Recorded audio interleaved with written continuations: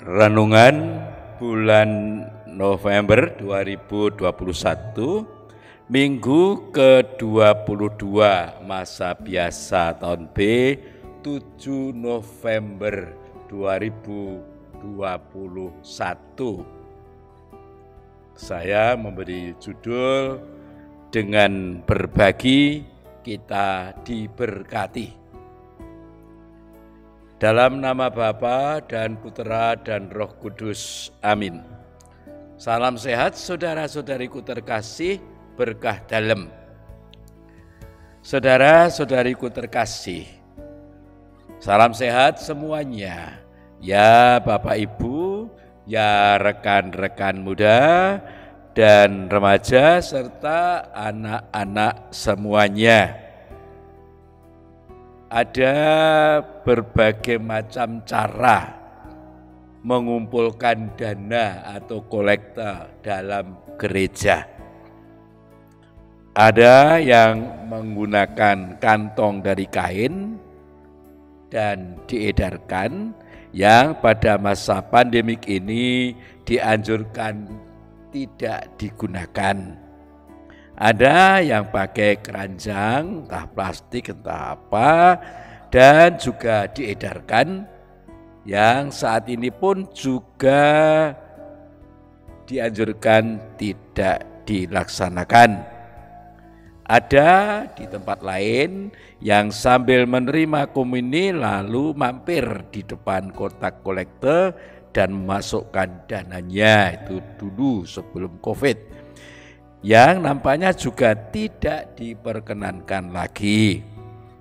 Kalau di tempat ziarah biasanya disediakan kotak terkunci dan di atas ada lubang atau di samping untuk memasukkan uang. Juga yang digunakan di gereja-gereja pada masa pandemik ini, orang memasukkan dana baru masuk gereja sebelum perayaan Ekaristi. Mungkin ada cara lain, silahkan saja. Yang penting bahwa dengan hati tulus ikhlas kita memasukkan dana itu. Dalam memasukkan dana tidak akan ada orang yang mengawasinya dan tidak ada orang yang tahu berapa jumlah uang yang dimasukkannya. Juga ketika petugas penghitung kolekte menghitungnya, tidak tahu siapa saja yang memasukkan uang itu. Tinggal terima dan hitung lalu melaporkannya kepada seluruh umat. Ada paroki yang kolektenya besar, puji Tuhan. Ada yang paroki yang kolektenya kecil, puji Tuhan juga. Kenapa? Ya karena entah besar entah kecil, hal itu merupakan pertanda bahwa umat Allah ikut ambil bagian dalam mengelola kehidupan bersama yang diantaranya juga membutuhkan uang. Dan memberikan kolekte juga menjadi lambang penyerahan diri kita kepada Tuhan sebagai perwujudan iman kita. Jadi tidak usah terlalu memikirkan berapa kolekte kita, asalkan dengan tulus ikhlas kita berikan. Dan jangan takut kalau nanti ditegur orang lain. Lawang itu rahasia kok, urusan kita dengan Tuhan sendiri. Maka kadang kolekte juga dikatakan caosan kagem Gusti. Juga jangan sampai ada orang yang sok tahu kolekte orang lain atau memperlihatkan kolektenya sendiri kepada orang lain. Itu lucu. Nah, ketulusan hati dan keikhlasan memberi kiranya dapat kita lihat dan kita renungkan dalam bacaan-bacaan kitab suci pada hari ini. Sabda Yesus hari ini mengingatkan kita bahwa berbagai jenis harta benda yang kita miliki dan menjadi tanggung jawab kita pada saat ini adalah anugerah Allah. Semuanya kita terima dari Allah melalui mereka yang telah berbuat baik kepada kita atau membantu kita. Maka hendaknya juga difungsikan sesuai kehendak Allah. Adapun kehendak Allah terhadap harta benda yang kita miliki di dunia ini adalah demi kesejahteraan hidup bersama, kesejahteraan seluruh umat Allah, dan bahkan juga kesejahteraan orang lain kalau memang itu dibutuhkan. Makin memiliki banyak harta benda, hendaknya orang makin berjiwa sosial. Karena kenapa? Karena pada dasarnya harta benda itu juga bersifat sosial. Sekali lagi saya katakan, makin memiliki banyak harta benda, hendaknya orang makin berjiwa sosial, bersyukur dan berterima kasih, serta mewujudkan syukur dan terima kasih itu dengan membantu mereka yang miskin dan berkekurangan, entah langsung maupun tidak langsung, entah diketahui orang dengan diekspos di televisi atau di radio, entah tidak diketahui orang. Yang penting hati kita tulus dalam memberikannya.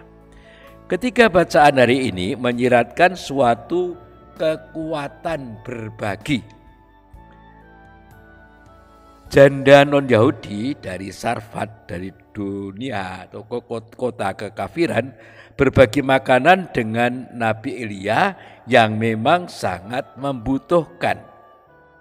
Meskipun makanan tinggal sedikit, namun karena janda tadi percaya kepada Elia, maka mau berbagi. Iman Nabi Elia serupa dengan iman Abraham. Oleh karena ia berharap kepada Allah secara total, maka ia berani meminta kepada janda itu tanpa memikirkan kelanjutannya, supaya janda itu berkenan memberikan makanan yang masih tertinggal padanya agar sang nabi tidak kelaparan. Janda itu pun percaya sepenuhnya dan berpegang teguh pada firman Allah saja, dan ia yakin akan janji yang didengarnya dari Allah lewat sang nabi. Begini, sebab beginilah firman Tuhan, tepung dalam tempayan itu takkan habis, dan minyak dalam buli-buli itu pun takkan berkurang sampai tiba waktunya Tuhan menurunkan hujan ke atas muka bumi. Peristiwa ini merupakan sebuah pendahuluan yang sangat indah sekali bagi tulisan-tulisan Rasul Paulus mengenai bangsa-bangsa asing yang bukan Yahudi, yang berkat imannya pada firman Allah saja akan diselamatkan, biarpun mereka tidak melakukan yang diwajibkan oleh hukum Taurat. Bagi Yesus, persembahan janda dalam bacaan Injil suci tadi paling baik karena memberikan dari kekurangannya. Seduit, seberapa itu saya tidak tahu, tapi itu sangat kecil. Tetapi yang penting adalah bahwa itulah milik satu-satunya si janda itu, dan itu diserahkan sebagai dana. Begitulah tersebut dalam Injil suci. Hal ini merupakan lambang penyerahan diri secara total kepada Allah, karena memang Allah pemilik segalanya. Sungguh besar perbedaan antara kedua golongan yang disebut dalam bacaan itu tadi, yaitu Farisi dan ahli kitab, lalu ahli Taurat, dan janda miskin tadi. Dari satu pihak, para ahli Taurat memang suka beribadat namun gila hormat dan memeras harta janda-janda, dan dari lain pihak seorang janda yang hanya memiliki apa yang diberikan kepadanya saja. Dari satu pihak kemunafikan, dari lain pihak sebuah perbuatan yang keluhurannya tidak terukur besarnya. Janda itu telah memberi dari kekurangannya, Dan itu merupakan gambaran Allah sendiri.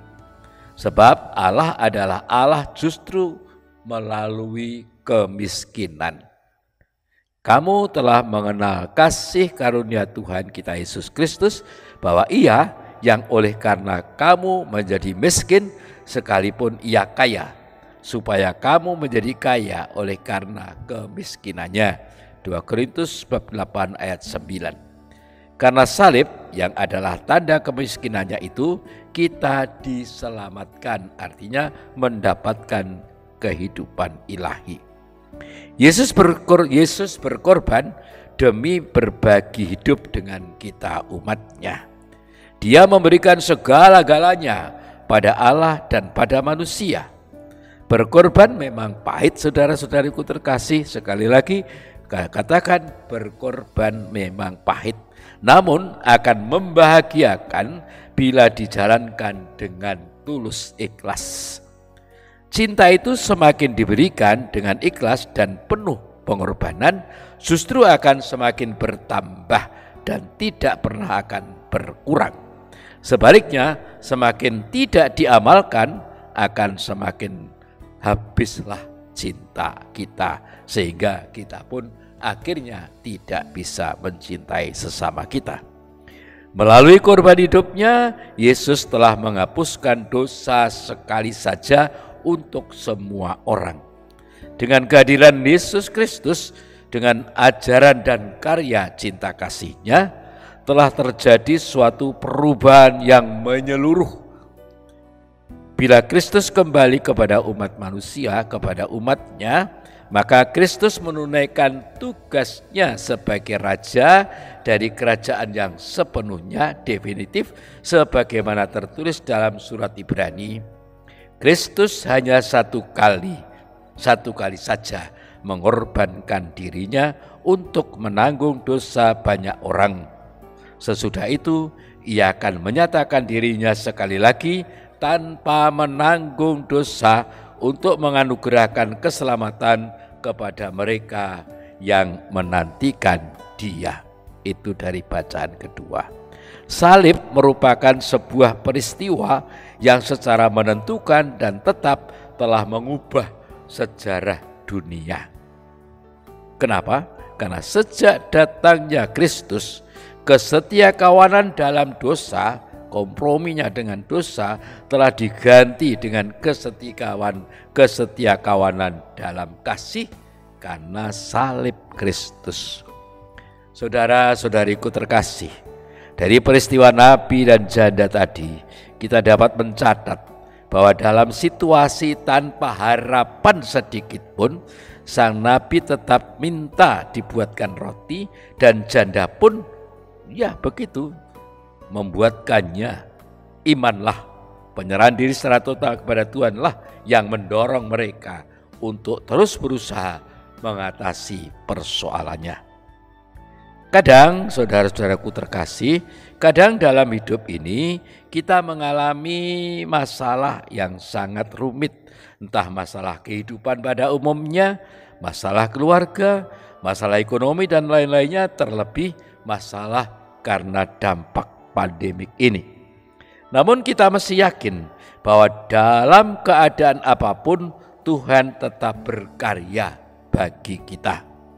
Itulah awal dari iman. Dan iman kita miliki ini harus terus kita wujudkan dalam berbagai tindakan untuk mengatasinya.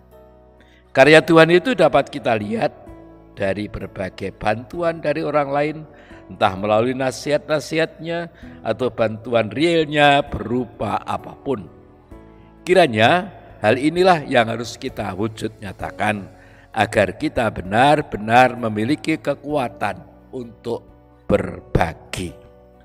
Sebagaimana Allah dalam Kristus berbagi kehidupan dengan kita, maka kita pun juga harus bersedia berbagi satu sama lain, entah kita dalam kelebihan, entah kita dalam kekurangan. Hanya dengan demikian, segala macam persoalan hidup tentu dapat kita hadapi, kita sikapi, dan kita atasi. Mengakhiri renungan ini, marilah kita renungkan balada iman ini. Hanya iman yang mampu melihat bahwa segala sesuatu dipakai oleh Gusti Allah untuk mendatangkan kebaikan bagi kita. Segala berkat Gusti Allah ada di atas hidup kita. Apapun yang terjadi dan akan terjadi di dalam hidup ini, percayalah, Gusti Allah selalu mengasihi kita. Berdoalah setiap waktu di saat kita dalam kebutuhan dan hiduplah dalam kebenaran. Maka kita menjalani kehidupan ini dan menyenangkan Gusti Allah. Doa bukanlah ban serep yang dapat kita keluarkan ketika kita dalam masalah, tetapi kemudi yang menunjukkan arah yang tepat. Banyak perkara yang kadang kita tak mengerti terjadi dalam hidup kita, tetapi dengan iman kita percaya bahwa semua akan baik. Apa yang Tuhan Allah perbuat dalam hidup kita selalu baik. Belajarlah untuk mengerti dan melihat rencananya. Semua mendatangkan kebaikan dan membuat kita menjadi pribadi yang baik di hadapan manusia, terlebih di hadapan Gusti Allah. Percayalah bahwa segala perbuatannya lewat firman-Nya yang kita baca dan dengar, ya dan amin. Apapun yang kita lakukan hari ini dapat dimudahkan. Gusti Allah akan selalu membimbing kita, melindungi kita, dan memberkahi kita di sepanjang hari ini dengan berkat yang melimpah. Bila kita punya iman dan sengkut rajin dalam karya bersama dengan siapapun yang berkehendak baik. Dengan berbagi kita diberkati. Maka marilah kita wujud nyatakan 3 keutamaan ilahi anugerah Tuhan, yaitu iman, harapan, dan kasih dalam hidup sehari-hari. Amin. Tuhan bersamamu dan bersama rohmu. Semoga Yang Maha Kuasa memberkati saudara sekalian, Bapa dan Putra dan Roh Kudus. Amin. Salam sehat saudara-saudariku terkasih, berkah dalam dan terima kasih. Bayat 7 November 2021, Yakobus Winarto PR, Romo Paroki Santa Maria Ratu, Mbayat. Pujilah Tuhan, hai jiwa.